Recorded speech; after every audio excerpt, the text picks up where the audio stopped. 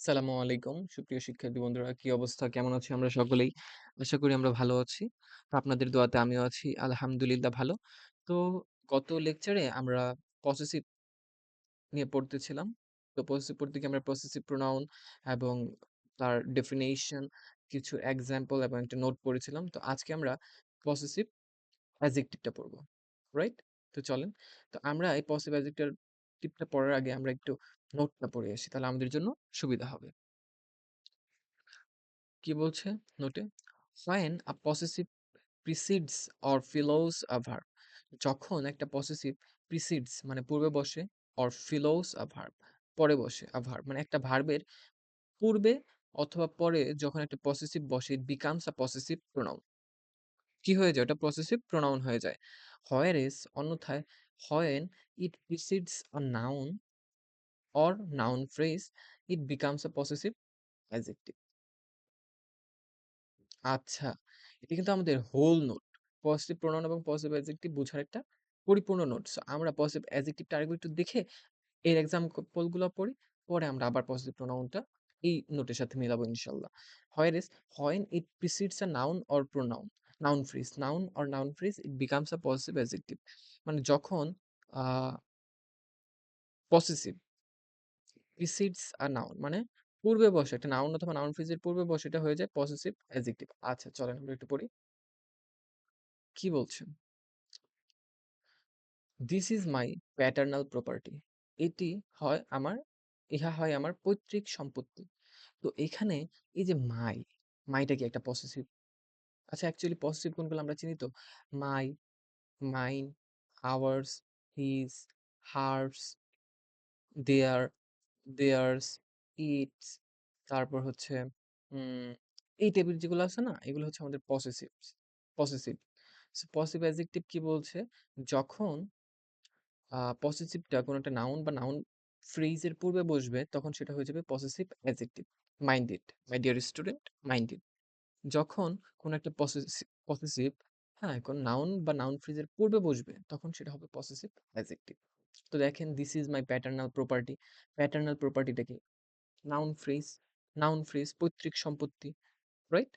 এটা একটা এটা যেহেতু অবজেক্ট হিসেবে ব্যবহৃত হয়েছে এবং ২ টা অংশ আছে। সো এটা একটা নাউন ফ্রেজ। তো নাউন ফ্রেজের ঠিক পূর্বে আছে কি মাই।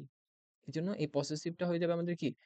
পসেসিভটা হবে আমাদের পসেসিভ অ্যাডজেক্টিভ।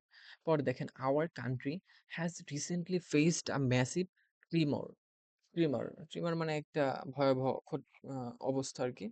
তো আমি তারপর এক আমাকে ১০ টা সেকেন্ড টাইম দেন। আমি একটু ট্রিমারের অর্থটা একটু ডিকশনারি থেকে একটু জেনে আমি জানাচ্ছি আমার এই মুহূর্তে সঠিক মনে নেই। ট্রিমার মানে কম্পন বা প্রস্ফুরণ। মানে hour country has recently faced আমাদের দেশ খুব সম্প্রতি একটা ভয়াবহ বা একটা বিশাল কম্পনের মুখোমুখি হয়েছে। রাইট? তো দেখেন এখানে আওয়ারটা কি? পসেসিভ আওয়ারটা কি? এই কান্ট্রি নাউনের ঠিক পূর্বেই আছে। কান্ট্রি নাউনের ঠিক পূর্বে আছে। বিধায় আমাদের এই আওয়ারটা হবে পসেসিভ অ্যাডজেক্টিভ। ঠিক আছে?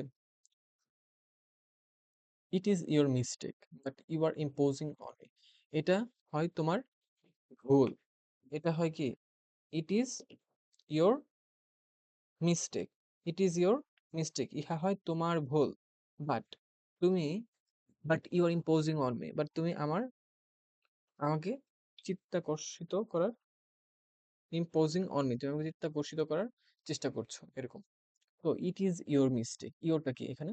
ইওরটা হচ্ছে পসেসিভ। আর এই পসেসিভটা কি অ্যাডজেক্টিভ না পসেসিভ প্রোনাউন? এটা কিভাবে বুঝবো?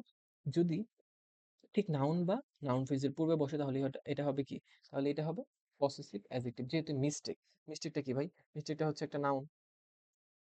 আচ্ছা আমি আর না লিখে নীল কালি দিয়ে যেগুলো লেখা মানে বর্ডার করা আছে, দেওয়া আছে এগুলো হয় নাউন নয় নাউন ফ্রেজ। রাইট? আচ্ছা। পরেরটা কি? His teaching method is lodging appeal. মানে তার শিক্ষা দেওয়ার যে পদ্ধতি সেটা কি সেটা অ্যাপেল, PEAL অ্যাপিল মানে হচ্ছে আবেদন বা প্রার্থনা, আহ্বান, কামনা, বাসনা এটা হারায় ফেলছে। হিজ টিচিং মেথড মানে আগে সে যেভাবে তার শিক্ষা পদ্ধতিটা এমন ছিল সবাই কি করত? তার প্রতি উম নিবেদিত ছিল।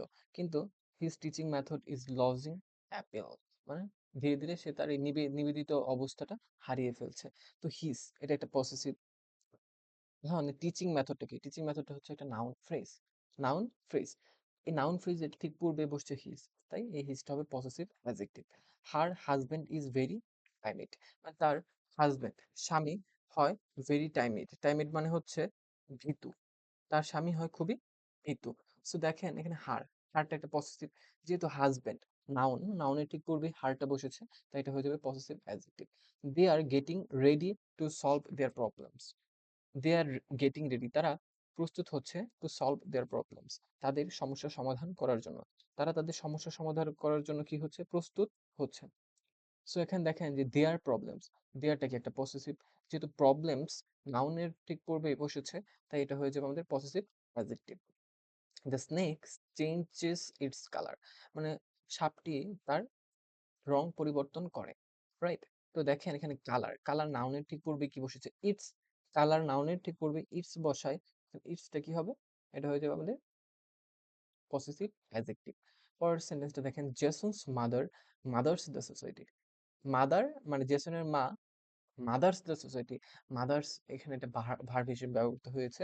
এই মাদার্স মানে হচ্ছে সে সমাজের মা স্বরূপ কাজ করে। হ্যাঁ, মায়ের মতো কাজ করে। মানে সমাজ তাকে অনেক জ্ঞানী ব্যক্তি মনে করে, তার যে আদেশ নির্দেশ এগুলা মেনে চলে। এই জন্য বলা হয়েছে জেসন্স মাদার মাদার্স দ্য সোসাইটি। এখানে এই সেন্টেন্সটি কি বুঝাইলো দেখেন, এই যে জেসন্স, জেসন্স এটা হচ্ছে আমাদের পসেসিভ অ্যাডজেক্টিভ, কারণ মাদার নাউনের ঠিক পূর্বে বসেছে। ঠিক আছে মাই ডিয়ার স্টুডেন্ট? সো আমরা কিন্তু বুঝলাম যে পসেসিভ পসেসিভ অ্যাডজেক্টিভ তখনই হবে যখন এটা নাউন বা নাউন ফ্রেজের পূর্বে বসবে। আর প্রোনাউনটা বোঝার প্রসেসটা কি ছিল দেখেন, when a possessive precedes or follows a verb, যখন ভার্বের পূর্বে বা পরে কোনো পসেসিভ বসবে সেটা হয়ে যাবে পসেসিভ প্রোনাউন। যখন when a possessive precedes or follows a verb, এই যে এই পসেসিভটা কি করেছে? ভার্বের পরে বসছে। Hours, that construction project was hours, ওই কনস্ট্রাকশন প্রজেক্টটা ছিল আমাদের। যেহেতু এই পসেসিভটা ভার্বের ঠিক পরে বসছে, ফিলোস, ফিলোস মানে পরে, এই জন্য এটা হয়ে যাবে আমাদের পসেসিভ প্রোনাউন। একইভাবে yours is a developed country, is ভার্বের ঠিক প্রিসিডস পূর্বে বসেছে yours, এই জন্য এটা হয়ে যাবে পসেসিভ প্রোনাউন। এখানে was ভার্বের প্রিসিডস, প্রিসিডস মানে পূর্বে আছে hers and philos পরে আছে mine। সো পূর্বে এবং পরে যদি কোনো পসেসিভ থাকে সেই পসেসিভটা হয়ে যাবে কি? Possessive pronoun. ভার্বের পূর্বে এবং পরে যে পসেসিভ থাকবে সেটা হবে পসেসিভ প্রোনাউন।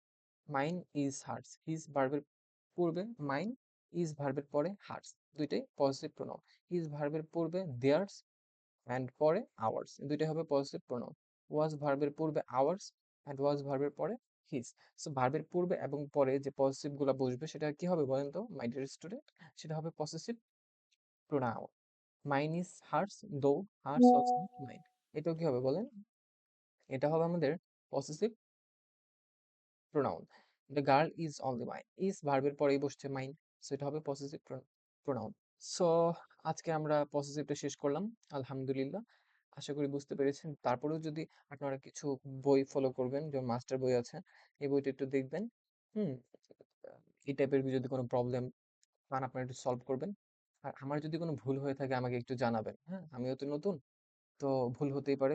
মানুষ মাত্রই ভুল, আমিও ভুল ত্রুটির ঊর্ধ্বে নই। আমি জাস্ট একটু, আমি যা জানি মোটামুটি এগুলো একটু শেয়ার করছি আপনাদের সাথে। সো আপনারা আমার লেকচারগুলো একটু ফলো করবেন এবং পেজ আর ওই ইয়াতে ইউটিউবে যুক্ত হয়ে যাবেন। তাহলেই ভালো হবে ইনশাল্লাহ। তো ধন্যবাদ আপনাদের সবাইকে আমার সাথে থাকার জন্য, ভিডিওগুলো দেখার জন্য। আমি আসলে সত্যিকার অর্থে আপনাদের প্রতি খুবই কৃতজ্ঞ। ধন্যবাদ।